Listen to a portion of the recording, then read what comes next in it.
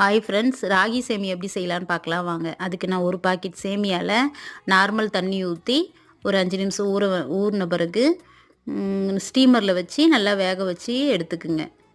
அதுக்கப்புறம் கொஞ்சமாக எண்ணெய் ஊற்றி கடுகு, கடலப்பருப்பு, உளுத்தம்பருப்பு, கருவேப்பிலை போட்டு பச்சை மிளகா, சின்ன வெங்காயம் வெட்டி போட்டு கேரட்டு, பீன்ஸ் போட்டு கிளறி விடுங்க. உங்களுக்கு இஷ்டப்பட்ட வேறு நிறைய காய்கறியும் சேர்த்துக்கலாம்.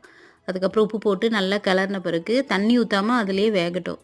வெந்த பிறகு 2 தக்காளி வெட்டி வச்சுருக்கேன், அதையும் போட்டு நல்லா கிளறின பிறகு நம்ம வேக வச்சுருந்தோம் இல்லையா சேமியா, அதை எடுத்து பார்த்திங்கன்னா அழுத்தி பார்த்திங்கன்னா வெந்த மாதிரி இருந்தால் திரும்ப அதை எடுத்துட்டு நம்ம கிளறி வச்சுருந்தோம் இல்லையா காய்கறி, அதில் கொட்டி கிளறி விடுங்க. கிளறி விட்ட பிறகு தேவையானது நான் தேங்காய் சேர்த்துருக்கேன், துருவின தேங்காய். உங்களுக்கு விருப்பமாக இருந்தால் சேர்த்துக்குங்க.